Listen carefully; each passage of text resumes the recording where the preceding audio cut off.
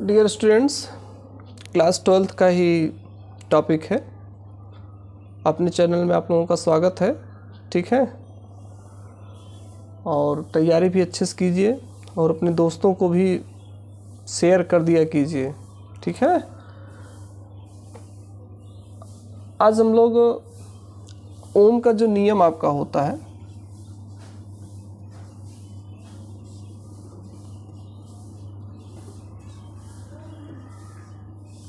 Ohm's law,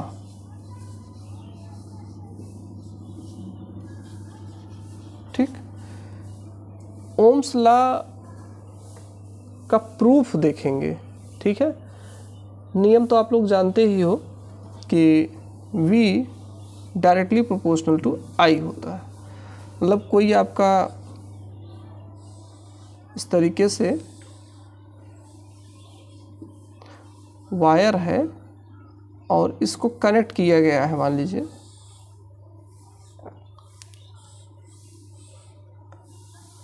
किसी battery से, और पोटेंशियल मान लीजिए V है, इसका लेंथ L है। तो जो करंट फ्लो हो रहा है, ठीक, ये बताया गया कि अगर कोई फिजिकल चेंज ना किया जाए तो जो करंट फ्लो होगा वो पोटेंशियल डिफरेंस के डायरेक्टली प्रोपोर्शनल होगा। ठीक, मतलब जितना पोटेंशियल डिफरेंस होगा उतना ही अधिक करंट फ्लो होगा। ठीक है, फिलहाल कुछ मटेरियल के लिए इसके एक्सेप्शन भी हैं, लेकिन प्रायः काफ़ी हद तक जो है ठीक है। बी डायरेक्टली प्रोपोर्शनल टू आई, या V और I का जो रेशियो होगा वो कांस्टेंट होगा। ठीक, और ये कांस्टेंट वैल्यू जो होती है ये R की इक्वल आएगी। ये आपका पूरा है, ये आपका पूरा लैंग्वेज है इसके लिए कि V directly proportional to I if we not change any physical change, if any physical change not occur, V directly proportional to I। तो हमें इसी को प्रूफ करना है। थोड़ा प्रूफ इसका जो है उसको आप ध्यान समझिए, क्योंकि प्रूफ में बहुत सारे फार्मूले भी बनते हैं, तो बीच में ही बहुत सारे फार्मूले बनते हैं, तो वो भी आपके लिए महत्वपूर्ण है। प्रूफ ध्यान समझिए। प्रूफ स्टार्ट करने से पहले हम लोग एक आपका करंट होता है I इक्वल टू NEAVD का फार्मूला, इसको अच्छे समझ लेते हैं, फार्मूला भी क्लियर हो जाएगा। N क्या है, यूनिट वॉल्यूम में, in unit volume total number of charge, total number of charge in unit volume total number of charge. और E क्या है आपका, इलेक्ट्रॉन का, जो फ्री इलेक्ट्रॉन उनका चार्ज ही है 1.6 इंटू 10⁻⁻19 कूलाम। ठीक, ए आपका स्टूडेंट्स क्रॉस सेक्शन एरिया है, क्रॉस सेक्शन एरिया है।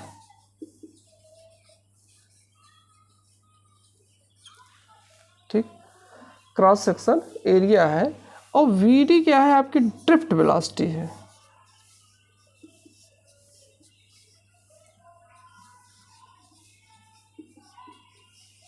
मतलब इसको हिंदी में बोलते अपवाह, अपवाह वेग, ठीक है, या अनुगमन वेग है, ये ड्रिफ्ट वेलोसिटी है। अच्छा, ये ड्रिफ्ट वेलोसिटी होती कब है? ये ड्रिफ्ट वेलोसिटी फ्री चार्ज उस समय फाइंड आउट करते हैं, उस समय प्राप्त करते हैं जब हम किसी कंडक्टर वायर को बैटरी से कनेक्ट करते हैं। उससे पहले फ्री चार्ज की जो स्पीड होती है, सारे चार्ज की जो स्पीड होगी, वो उसका सम जो होगा, जितने लोग हैं सारे स्पीड का सम क्या होगा, 0 होगा। मतलब उसमें कोई डायरेक्शनल फ्लो नहीं होता है। ठीक है, तो सब का जो सम होगा वो क्या होगा, सारी स्पीड का सम, उसका एवरेज क्या होगा, 0 होगा। जब तक वो कंडक्टर आपका जो वायर था, जब तक वो किसी बैटरी से कनेक्ट नहीं हुआ था। ठीक, और जब आप उसको बैटरी से कनेक्ट कर देते हो तो अब सारे चार्ज, फ्री जो इलेक्ट्रॉन है वो एक वन वे, एक डायरेक्शन में मूव करने लगते हैं, और किस स्पीड से, जिस स्पीड से मूव करते हैं उसी को हम लोग बोलते हैं हिंदी में अनुगमन वेग, और इंग्लिश में उसको बोलते हैं ड्रिफ्ट वेलोसिटी। ठीक, तो ये सब जानकारी आपको ज़रूरी है, ठीक है, नोट करते रहिएगा इसको। अब हम लोग इसके नेक्स्ट देखेंगे। अब हमको यही वैल्यू यहाँ पे लाके पुट करना है, ठीक है। तो ये वैल्यू जो है आपका, ये क्या है, Vd इक्वल टू क्या है, जो फाइनल स्पीड है सबकी, उसका एवरेज है। ठीक, जब हम वायर को बैटरी से कनेक्ट करते हैं, जो भी स्पीड है सबका एवरेज है। ठीक, अभी V1 क्या होगा, U1 plus A τ1, U2 plus A τ2, UN plus A τn upon n। और A क्या है, एसिलरेशन। एसिलरेट करने के लिए यहाँ से जो बैटरी यूज हुआ है उसी का एसिलरेशन है, और यही एसिलरेशन सारे चार्ज को एसिलरेट कर रहा है। ठीक है, अलग अलग चार्ज को एसिलरेट करने के लिए अलग अलग एसिलरेशन नहीं चाहिए भाई, सारे चार्ज को एसिलरेट तो ही बैटरी कर रहा है, तो एसिलरेशन सबके लिए सेम होगा। तो Vd इक्वल टू क्या हो जाएगा हमारा, U1 plus U2 dot dot dot UN by n plus A τ1 plus τ2 dot डॉट τn बाई n। ठीक, Vd आपका हो गया। देखिए ये अभी हम आपको बताए थे कि ये बिफोर कनेक्शन चार्ज का वेलोसिटी है जो कि 0 होगा, और प्लस A τ, ये एवरेज टाइम निकाल लिए हम लोग यहाँ पे, इसको एवरेज टाइम बोल देंगे। और ये हम लोग बोलते हैं रिलैक्सेशन टाइम, या हिंदी में श्रांति काल कहते हैं। जो दो चार्जों के बीच जो टक्कर होता है, एक स्थान दूसरे स्थान पहुँचने में जो उनके टक्कर होता है, उसका टाइम है A τ। ठीक है, अब हम लोग A τ, एसिलरेशन यह है, तो आप लोग जानते हो A इक्वल टू क्या होता है, F इक्वल टू m में, तो A क्या हो जाएगा, F बाई m। ठीक, आप अच्छे से समझिए, थोड़ा बहुत लैंग्वेज यूज कर दोगे तो बिल्कुल बहुत अच्छे से पूरा प्रूफ फाइनल हो जाएगा। ठीक, A equal to F by m, F by m value यहाँ रखो, बहुत सीक्वेंस, बहुत व्यवस्थित तरीके से इसको आप समझा रहे हैं। ये A का क्या हो गया, F बाई m हो गया। अब F जो फोर्स लग रहा है वो किस कारण लग रहा है, ये जो बैटरी आप कनेक्ट की हो, जिसका चाहे इसको इलेक्ट्रिक फील्ड कहो चाहे इसका EMF कहो, ठीक है, इस E के कारण। ठीक, तो F इक्वल टू हो जाएगा आपका, F के जहाँ हम लोग रख देंगे QE, F equal to QE होता है, E हो गया, Q मतलब इलेक्ट्रॉन का चार्ज, E बाई m τ। ठीक, अब हम लोग देखे हैं कि V equal to E by D होता है। ठीक, V equal to E equal to V by D होता है। बहुत कन्फ्यूजन रहता है, इसको ध्यान दीजिएगा। E इक्वल टू क्या होता है, V बाई डी होता है।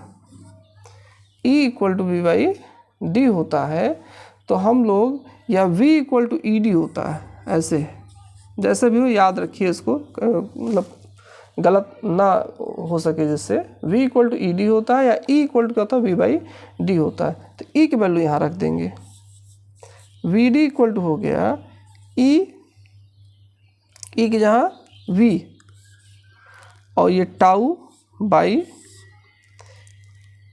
D यहाँ देखिए डिस्टेंस कितना है, L है। ठीक है, तो ये L हो जाएगा, तो यहाँ पे L हो गया, m पहले से था। तो ये देखिए वी डी की वैल्यू आ गई E V by M L, ठीक। तो ये भी आपका एक फार्मूला है, इसको भी आप लोग ध्यान रखिए। ये वी डी का हमारा वैल्यू है, V D equal to E V tau upon M L. अब हम यही वी डी की वैल्यू ला के यहाँ पुट कर देंगे,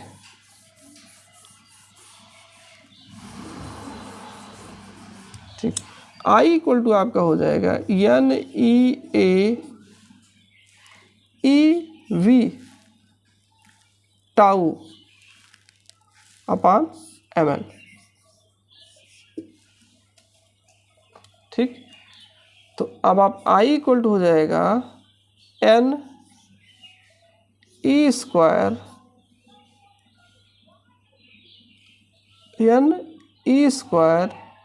ए टाउ अपान एम एल,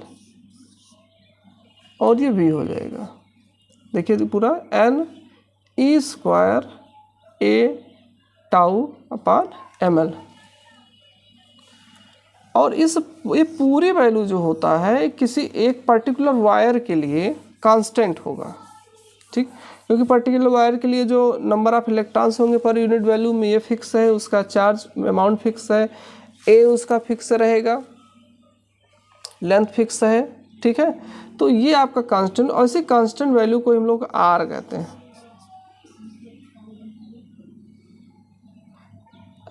थोड़ा सा इसको ऐसे नहीं लिखेंगे, इसको प्रोपोर्शनल मिलाना है ना, तो v इक्वल टू कर लीजिए, v इक्वल टू हो जाएगा एम एल यानी स्क्वायर टाउ ए। ये देखिए ध्यान दीजिएगा, v ये जो है पूरा हम इस साइड किए हैं, तो एम एल ऊपर चला जाएगा और यानी स्क्वायर टाउ ए नीचे आ जाएगा आई। अब इस पूरे वैल्यू को हम लोग कांस्टेंट कहेंगे आर का, और ये आर हो जाएगा।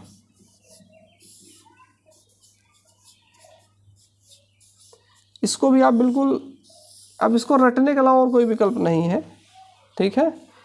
तो वैसे प्रूफ करने में तो रटना नहीं है, लेकिन वैसे आपको रटना है R equal to M L यानी स्क्वायर टाउ ए, ठीक है। ये आपका रेजिस्टेंस का जो है फार्मूला हो जाएगा। कभी कभी डायरेक्ट पूछ भी लिया जाता है कॉम्पिटिटिव एग्जाम में कि आर किसके प्रोपोर्शनल में है, ठीक। और उसके बाद अब आप क्या करोगे, इसकी वैल्यू यहाँ रख दो, v इक्वल टू v, ये r हो गया r i, तो v डायरेक्टली प्रोपोर्शनल टू क्या हो गया, i हो गया। ये हमारा प्रूफ हो गया, ठीक। आप एक फार्मूला और देखे होंगे, वो हम प्रूफ कराए हैं। प्रूफ क्या कराए हैं बताए हैं आपको, r equal to rho L upon A होता है, ठीक। यहाँ से आप एल अपान ए, ये एल अपान ए कर दिए, तो ये पूरा रो की वैल्यू है। रो इक्वल टू क्या हो जाएगा, हम आपको स्टार्टिंग में कह ना, इससे कई सारे पॉइंट्स आपको मिल जाते हैं, ये, ठीक।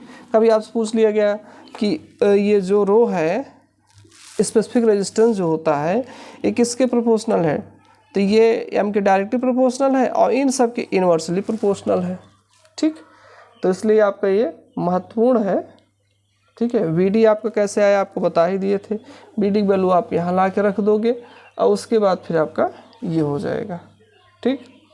तो इम्पॉर्टेंट है, इसको आप एक दो बार देख के अच्छे से क्लियर कर लीजिए। बस आपको कुछ नहीं लिखना है, पूरा लिखने के पूरा बीच बीच में आप थोड़ा थोड़ा लैंग्वेज लिखते रहिए, जैसे बी डी क्या है, वी क्या है, एल क्या है, एन क्या है, ई क्या है, तो पूरा कंप्लीट हो जाएगा प्रूफ बोर्ड एग्जाम के लिए, ठीक। Thanks for watching video.